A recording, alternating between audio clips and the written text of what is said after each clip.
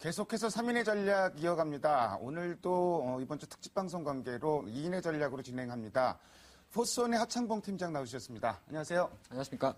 오늘 시장 참 험합니다. 이럴 때 참 대응하기 힘들 것 같은데 개인 투자자들한테 이럴 때 대응하는 팁 간략하게 한마디만 먼저 부탁드릴게요. 일단은 지금 소나기 같습니다. 일단 소나기는 피해야 될 것 같고요. 아침에 보니까 삼성전자가 아침 동시효과 때부터 시장가 매도가 나왔는데 일단 제가 볼 때는 오히려 삼성전자만의 악재라 생각한다면 오늘의 어떤 지수 급락은 약간 오버슈팅에 대한 또 밑으로 오버슈팅에 대한 가능성도 있기 때문에 투면 이미 늦었습니다. 늦었기 때문에 조금 기다리는 것도 차후에는 좀 답이지 않나 그렇게 보겠습니다. 키워드 확인해 보도록 하겠습니다. 5위부터 3위까지의 키워드를 화면을 통해서 확인해 보도록 하겠습니다. 오늘의 5위 키워드는 남북경협주 대화 재개 소식의 강세입니다.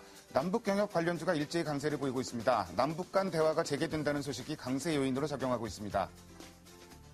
4위 키워드는 외국인 매물의 삼성전자 급락입니다. 외국인의 대량 매도로 삼성전자 주가가 급락했습니다.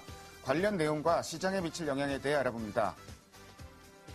3위 키워드는 건축 자재주, 수직 증축 허용의 강세입니다. 정부가 노후 아파트의 수직 증축을 허용하기로 함에 따라 건축 자재주와 가구주 등이 강세를 보이고 있습니다. 지속 가능한 재료인지 알아봅니다. 오늘 단연 삼성전자 얘기, 다른 프로그램에서도 삼성전자 얘기를 많이 들으셨을 텐데 빼놓고 얘기할 수가 없는 상황이죠. 글쎄 갤럭시 S4가 판매량이 예상보다 못하다 이런 얘기가 나왔고 증권사들 목표 주가 하향했다. 근데 지금 주가하고도 상당히 좀 가격 차이는 큰 상황인데 이렇게까지 투매가 나올 이유가 있을까 저는 좀 의구심은 드는 상황이고 문제는 삼성전자가 빠지니까 삼성전자 문제가 아니고 IT 부품주는 더 빠지는 이런 상황이 전개되고 있습니다. 하창봉 팀장이 관련 내용 좀 정리해서 말씀해 주세요. 네, 말씀하신 대로 아침 개장할 때부터 사실 보니까 외국계 5개 창구에서 전부 다 시장가 매도가 나왔습니다. 시장 일부에서는 JP모간의 어떤 보고서도 영향을 좀 미쳤다고 하는데요.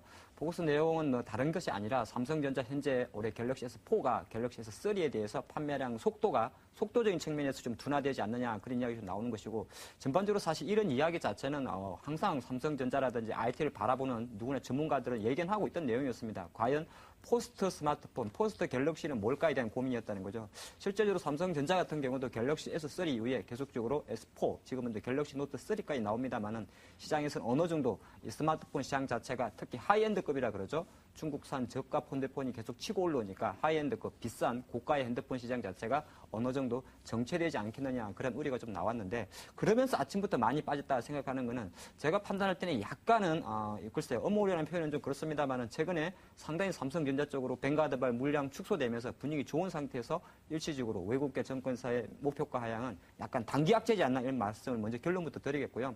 사실 목표 주가라는 것은 어떤 기업이 현재 100을 벌고 있는데 앞으로는 110을 벌 것이라는 그런 기대감으로 목표 주가를 세우죠. 근데 JP모건 체이스의 어떤 목표가는 대략 210만 원에서 190만 원으로 아직 가보지도 못한 가격인데 향후 성장성에 대한 우려가 나왔기 때문에 동시다발적으로 나왔지 않나 그렇게 말씀드리겠고요.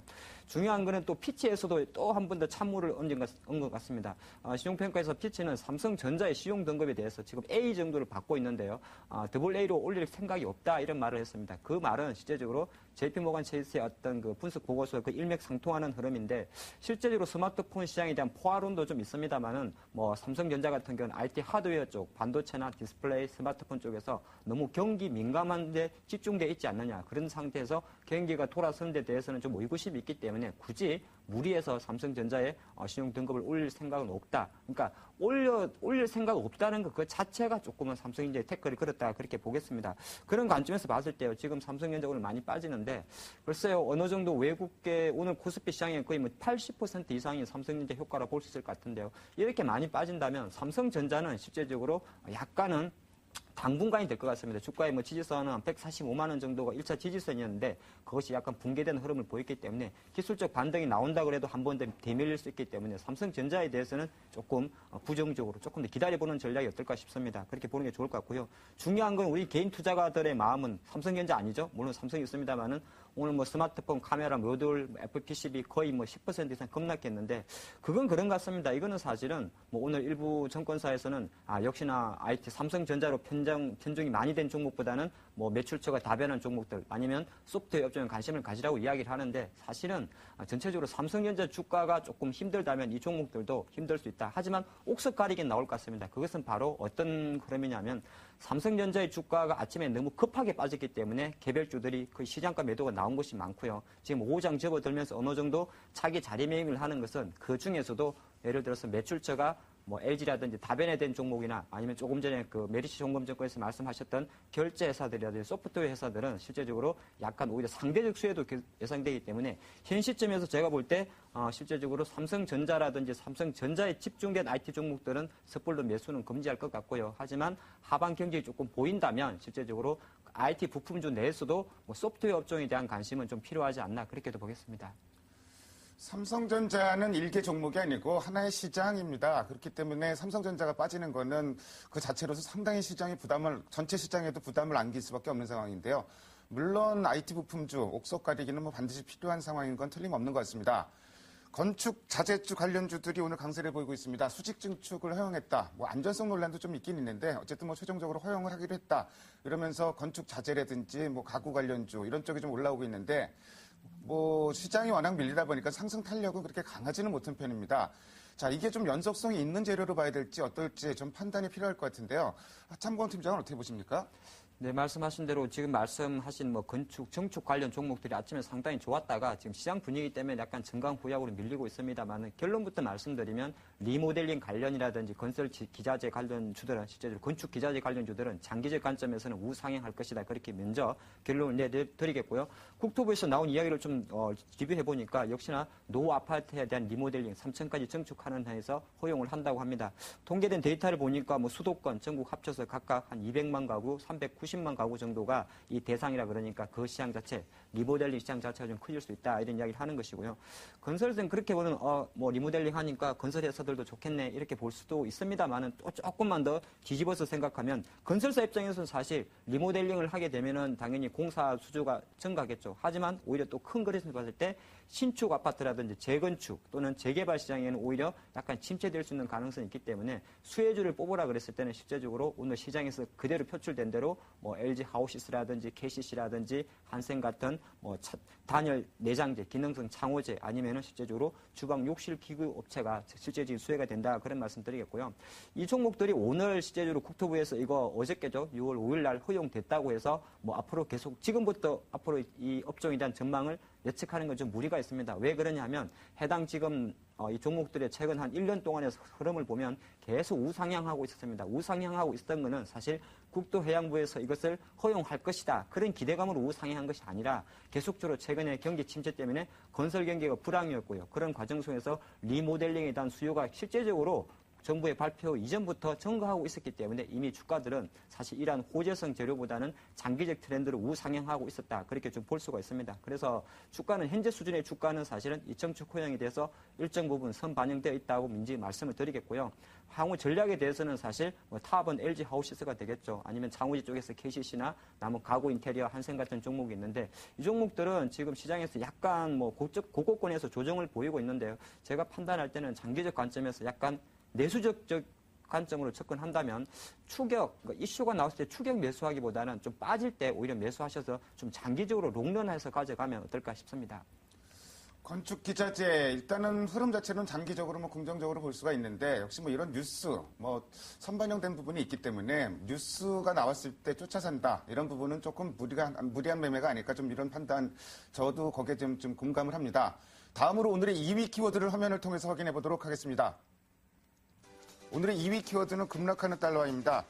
뭐 급락이라고까지 표현하기는 좀 그렇고요. 최근에 달러화가 강세였었는데 뭐 출구 전략 논란 때문에 강세였었죠. 근데 최근 들어서 이게 좀 주춤한 모습을 보이고 있습니다. 그러니까 뭔가 좀 상황이 변한 게 아닌가. 뭐 그 여파로 지금 금값도 올라가고 유가도 올라가고 좀 이런 상황인 것 같은데 환율 문제가 아무래도 외국인이 뭐 절대적인 영향을 끼치는 우리 시장에서는 뭐 상당히 좀 중요한 요인인 건 틀림없는 것 같은데 뭔가 좀 변하지 않을까 좀 이런 의견들도 있는 것 같은데요. 하청범 팀장님 환율 관련 내용 좀 정리해 주세요.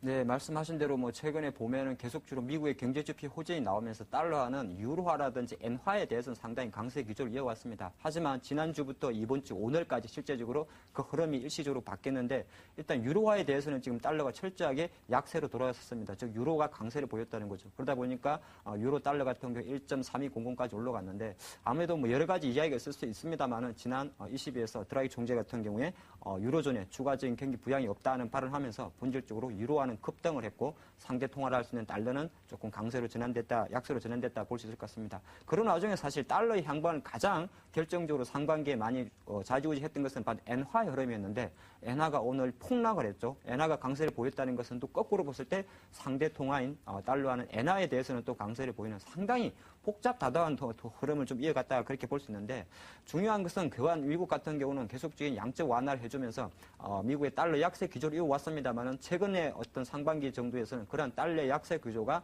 오히려 미국의 경제지표 호전으로 달러 강세를 이끌면서 오히려 미국 증시의 상승을 이끌어 왔었는데 그러한 강세 흐름 자체가 약간 주춤될 수 있지 않을까에 대한 우려가 시장에 좀 나올 수 있다 그렇게 볼 수 있습니다. 그 이면에는 또 미국 본질적으로 들어가면 계속적으로 미국의 양적 완화 축소 이야기가 나온다는 것이죠. 간단하지 않겠습니까? 양적 완화라는 것이 쉽게 말해서 달러 찍어낸 거고 달러 찍어냈다는 것은 달러 약세를 이끌어 왔는데 거꾸로 달러 찍어내는 것을 그만하고 회수한다. 즉 미국의 양적 완화를 축소한다는 이야기 나오니까 당연히 또 달러와는 달러 약세 기조가 좀 위축될 수 있다 이렇게 봅니다. 헷갈립니다. 저도 뭐 유럽, 미국 다 맞추려니까 어려운데 한 가지로만 좀 포커스를 맞추죠. 국내 시장 영향력 측면에서 봐드리면요.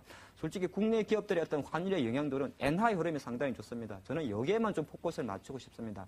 엔화 흐름 자체가 지금 100엔대에서 급락하게 97엔까지 떨어졌기 때문에 최근 2, 3개월 동안에 실제적으로 엔화가 100엔을 넘어서면서 국내 기업들 수출 생산성이 특히 자동차를 순두로 한 일본과의 경쟁 기업 구도가 많은 어떤 기업에 대해 악재로 작용했었는데 오히려 실제적으로 엔화가 저렇게 급격하게 떨어졌다면 반등을 하더라도 100엔대에 대한 저항 능력이 있습니다. 그래서 실제적으로 주식 투자 관점에서는 오히려 지금 현재 엔화의 급락 분위기 자체가 오히려 국내 자동차 업종에 대해서는 글쎄요 단기적으로 조금 더 호재로 작용할 수 있는 가능성도 있지 않나 그렇게 한번 접근해 보겠습니다. 글쎄, 우리 시장 약세 원인을 놓고 한때 달러 강세 때문에 시장이 빠진다 이런 얘기를 했었는데 달러가 최근에 약세로 좀 돌아섰는데도 우리 시장은 여전히 약합니다. 그러니까 뭐 외환 시장은 사실 뭐 그 변동성이 커지면은 위쪽이나 아래쪽이나 여전히 뭐 시장이 좀 부담이 되는 건 사실인 것 같고요. 어쨌든 외환 시장 자체가 안정을 찾아야지 우리 시장도 뭔가 좀 그 수급면으로도 좀 모멘텀을 찾을 수 있을 것 같습니다. 다음으로 오늘의 1위 키워드를 화면을 통해서 확인해 보도록 하겠습니다. 오늘의 1위 키워드는 장중 코스피 1930, 코스닥 540분계입니다. 오늘 뭐 너무너무 급락하고 있습니다. 뭐 삼성전자가 시장을 뭐 끌어내리는 부분도 있는 것 같고요. 아까 3인의 전략 본격적으로 시작하기 앞서서 오늘 같은 급락장에 어떻게 대응해야 될지 간단한 팁을 아까 물어봤었는데 좀 자세한 전략 좀 세워주시고 또 오늘 밤에 고용보고서 발표됩니다. 그리고 다음 주, 오늘 금요일이기 때문에 다음 주 일정도 좀 체크할 필요가 있는데요. 뭐 내용 다 엮어서 좀 말씀해 주세요. 네, 말씀하신 대로 오늘 뭐 금요일 날 어제 하루 쉬고 왔더니 거의 뭐 물벼락을 맞았죠. 날벼락을 맞은 그런 증시인데 사실 이제 오늘 장은 뭐 이 정도 마무리하더라도 다음 주 월요일 날 기대를 하기 위해서는 무엇보다 미국 증시가 또 한 번 더 올라줘야 그래도 약간 투자 심리로 안정되지 않겠나 보겠는데요. 미국 증시 같은 경우는 실제적으로 우리가 쉬는 날 하루 정도 급락을 했다가 또 다행히 어저께 같은 경우는 주간 실업 신청 건수가 조금 호전됐다는 소식에 반등을 했습니다. 근데 주간 실업 신청 건수 호전됐다고 반등하는 것은 사실 의미가 없고요. 오히려 시장 오늘 발표되는 미국의 고용 동향에 많이 주목을 하는데요. 시장에서는 한 실업률 같은 게 포커스를 맞춘다 그럽니다. 7.5% 정도죠. 뭐 거의 전월과 동일하다 그러는데 물론 연준의 목표치 6.5%는 한참 못 미칩니다만은 과연 이 7.5라는 숫자에서 시장이 어느 정도 반응할지가 가장 큰 고민인데 딜레마를 할 수 있습니다. 만약에 7.5%보다 밑에 내려와서 호전됐다고 했을 때는 시장에서는 다시 한번 출구 전략 우려를 표면하면서 오히려 시장이 악재로 작용할 수 있는 가능성도 있고요. 또 반대로 실제적으로 실업률이 7.5%보다 높게 나왔을 때는 오히려 또 시장에서는 그러면 안 좋으니까 계속 양적 완화를 지속하지 않겠느냐. 가장 이상적인 제가 시나리오를 말씀드렸습니다.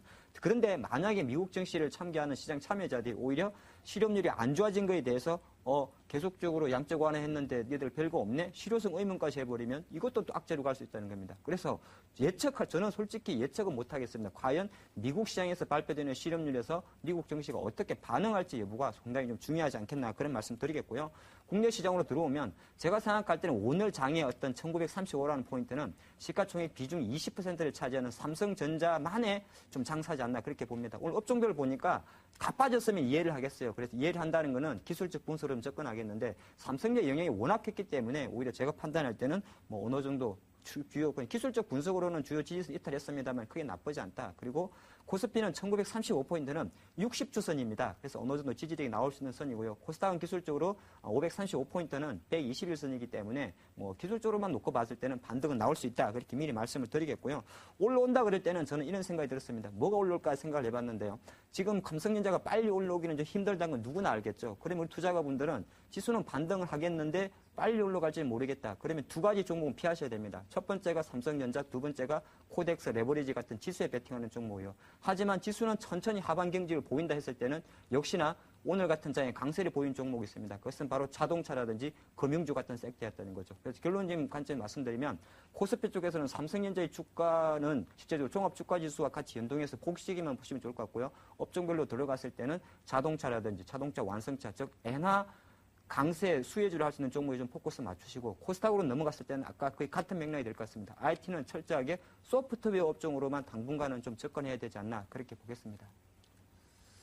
삼성전자가 시장을 끌어내리고 있습니다. 글쎄 뭐 미국 같은 경우는 지금 뭐 지표가 좋아야 호재일지 나빠야 호재일지 좀 헷갈리는 상황이 다시 좀 전개되고 있고요. 어쨌든 뭐 뉴욕 증시가 올라야지 우리 시장이 조금 모멘텀을 찾을 수 있는 천수답 같은 흐름입니다. 그렇지만 뭐 이것저것 감안한다고 해도 우리 시장 낙폭 좀 과도하다, 이상 하락이다, 좀 이렇게까지 좀 표현할 수 있을 것 같은데 그런 점은 충분히 감안을 하시고 좀 시장에 접근하시면 좋을 것 같습니다. 지금까지 5가지의 키워드를 통해서 오늘 시장의 흐름을 살펴봤습니다. 오늘 말씀 잘 들었습니다. 네, 감사합니다.